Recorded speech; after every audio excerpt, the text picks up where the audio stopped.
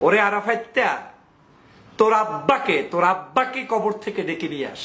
তোর আব্বা জানকে, তোর যে জাতির আব্বা আছে না, এই আব্বা জানকে কবর থেকে তুলে নিয়ে এসে তোর যদি সাহস থাকে বাংলাদেশে পারলে তুই আরেকটি এই সরকারকে পতন ঘটিয়ে আরেকটি সরকার এনে নির্বাচন করে দেখাস। আরাফাত খাড়াস, তোমাকে আমি বলছি। গুজবের মাধ্যমেই কেটেছে গত 16টি বছর আওয়ামী লীগের। মাঝখানে একটু বিরতি দিয়ে আবার নতুন করে গুজব শুরু করেছে আওয়ামী লীগ। তাদের গুজব নির্ভরই এই দলটাকে চলতে হচ্ছে। গুজব ছাড়া একটা সেকেন্ডও যেন এই দলটা টিকতে পারছে না।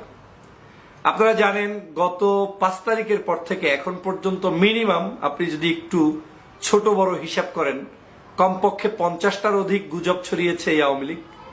একদিন 0 পয়েন্টে আসে, একদিন চট করে চলে আসে, একদিন ডিসেম্বরের মধ্যে চলে আসে, একদিন অন্তর্বর্তীকালীন সরকারের প্রধান পালিয়ে যায়, সেনাবাহিনী প্রধান পালিয়ে যায়, সেনাপ্রধান দায়িত্ব নিয়ে নিবে, কু হচ্ছে, বাংলাদেশের সমন্বয়করা পালাচ্ছে, তাদেরকে আর খুঁজে পাওয়া যাচ্ছে না, বিদেশে তারা বাড়ি করছে, পাসপোর্ট করছে, রাজনীতিবিদরা অস্থির হয়ে যাচ্ছে, এরকম বিভিন্ন নামে বেনামে গুজব আর গুজব। সর্বশেষ গুজবটি ছিল গতকালকে রাতের বেলা গুজব করে এই আওয়ামী লীগ সারা বাংলাদেশের মানুষকে বুঝাতে চেয়েছে যে রাতের বেলায় সেনাপ্রধান চেঞ্জ হচ্ছে, কু হচ্ছে, বাংলাদেশের শাসন ক্ষমতা আর্মি নিয়ে নিচ্ছে, ওদিকে বাংলাদেশ থেকে তত্ত্বাবধায়ক সরকার বা অন্তর্বর্তীকালীন সরকার প্রধান পালিয়ে গিয়েছে, উপদেষ্টারা পালিয়ে যাচ্ছে। কি পেলেন সকালবেলা? এই গুজব বাহিনী আসলে কোনো লজ্জা শরম নাই, এতটা বেহায়া নির্লজ্জ হয়েছে যে তারা এখন আর এই ধরনের কাজ করতে বিন্দুমাত্র তাদের শরমও করে না। ওদের যে পেজ, ওদের যে ফলোয়ার, ওদের যারা লোক, তাদের ওইগুলোতে ঢুকে শুধু প্রস্তাব করেও যদি আসেন তাও আপনার কাছে ঘৃণা লাগবে যে কিভাবে মিথ্যা কথাগুলো সুন্দর করে উপস্থাপন করে।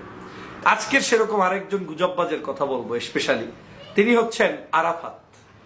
এই টাউট আরাফাত সম্পর্কে নিশ্চয়ই আপনারা জানেন যে তিনি বাংলাদেশের অবৈধ সরকারের একজন এমপি ছিলেন, যিনি হিরো আলমের সাথে আসল ভোটে ঠগেছিলেন, কিন্তু কাটচুর করে তারপরে হিরো আলমকে ঠগিয়ে দেওয়ার চেষ্টা করেছে এবং হিরো আলমের উপরে আক্রমণও করেছে, যার একেবারে ভিডিও সারা বাংলাদেশ সহ বিশ্ববাসী দেখেছেন।